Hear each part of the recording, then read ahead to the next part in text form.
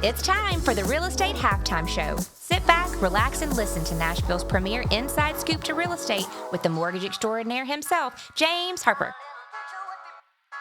All right. Well, thank you for joining us on the Real Estate Halftime Show. I am James Harper at Fairway Independent Mortgage, and I have a special guest here today that I'm super excited. I've been trying to get her in the studio for a long time.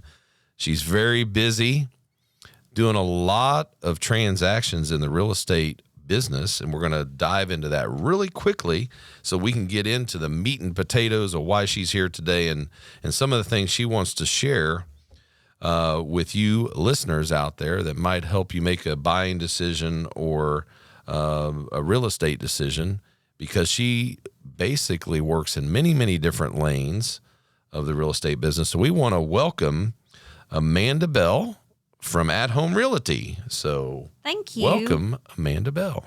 I appreciate you having me Amanda here. Bell Williams. We have to make sure we get that very clear. Yes, but you will find me listed as Amanda Bell. There we go. Amanda Bell Sells, right? Amanda Bell Sells. So Amanda has basically been had At Home Realty since 2007. Right. But it been in the real estate business for 21 years. So that's a long time. Has 24 team members. I think that's great. But here's the niche. Here's the kicker. She has her brokerage in Ashland City, Tennessee. Right. Did you grow up there? No, I didn't, but I have ties. I have ties there. So what makes this unique is because Amanda has really carved out her name and her reputation for herself and her brokerage right in Ashland City. And that's really allowed her to be the queen of real estate, they say, in Ashland City. So let's dive right in. Tell us why you really have gotten into this industry 21 years ago. What drives you each and every day? I know we said money. I mean, that is definitely important to all of us, but I know there's probably something else to it. And right. Is it the art of the deal? Is it that you just love to help people? You like the end result? What is the other passions that you have that revolve around your business? Well, I say, and you probably don't even know this, that I didn't pick real estate; it picked me. When I was in, I think that's true a lot. Yeah, I didn't find the mortgage business; it found me too. So when I was in college at MTSU, I was studying textiles, merchandising, and design, and a realtor couple, Harold and Sally Wall from Snow and Wall Realtors up there, came into where I worked, which was a restaurant up there, and they were pretty regular, and they said, hey, you should come sell real estate for us. And I said, that is not what I want to do. I'm not interested in working nights, weekends, and holidays. This is just not going to happen. So fast forward about 4 or 5 years after that, I was in a situation to where we were building a house and decided that would be a good opportunity for me to get my real estate license, but I only planned on selling what we had built, so spec homes and selling those. Life happened, and real estate became a necessity as a second income, and then it just kept going from there and became a full-time job, and now I own my own brokerage. And so what made you, I mean, this is almost for my other podcast. I always like it when people take a chance and kind of get off the bench with life. And so you were faced with some circumstances in your life where you said, okay, I gotta survive. Absolutely. I got to do something that I know is going to give me the revenue I need, but also I need to jump into this and I need to make this my full-time job. Oh, well, now that I'm making it my full-time job now, okay, let's open a brokerage. Yes. Which is a big gamble. There's a lot of expense and startup and risk. And so what made you just kind of take that big jump? Well, I was working real estate full-time, and I had a full-time job in Nashville, which included a job that focused more on what I went to school for.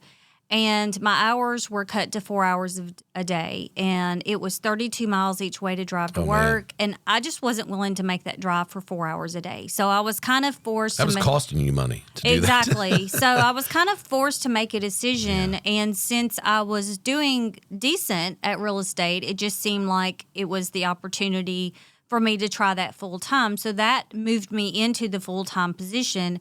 And then I got to a point where I realized that I needed an assistant. And for me, I didn't want to have an assistant and still be at another brokerage. So I prayed about it a lot. And the space that I am in, I actually looked at it for 3 different clients to lease out. And each one of them said no. And one day I woke up and I said, this space is meant for me, and I've been there ever since. So it's been a great opportunity, but I don't do anything without prayer first. I mean, that's just the way it's meant to happen for me. Well, I think also when you're passionate, it getting up for work just seems a lot easier, doesn't it? It does. I mean, when you're just passionate about what you do and you love what you do, that's a driver in itself. You just wake up, and I mean, for me, I've never, I fell into the mortgage business. It found me. I'm an engineer by degree, and I was in the automotive industry. Long story, but when I started doing the mortgage business, the mortgage industry, I mean, I just loved getting up and doing it. Mm-hmm. I mean, some people think that's crazy or whatever, but when you find something that you really like to do, it doesn't seem hard to do. No, it doesn't at all. I mean, you have bad days. Oh, absolutely. Yeah. I have to say that I feel like real estate is very emotional. For me, it's much harder to disappoint my client for a deal to fall through than it is to think about the commission that I'm losing. Am I happy about losing the commission? Absolutely not. But the devastation of my client is always more important, and that in itself causes emotional turmoil for me because it's, I'm feeling the sadness or the pain or the angry that my client is feeling because I care. I genuinely care about what's going on in their life. And when you care, you figure out a way to solve problems. Do you feel like you're a good problem solver? I feel like I am for the most part. I think you have to be. Yeah, I mean, you do. I explain to people that real estate transactions are basically relationships, and it requires a lot of communication, and it requires also a lot of hard truths.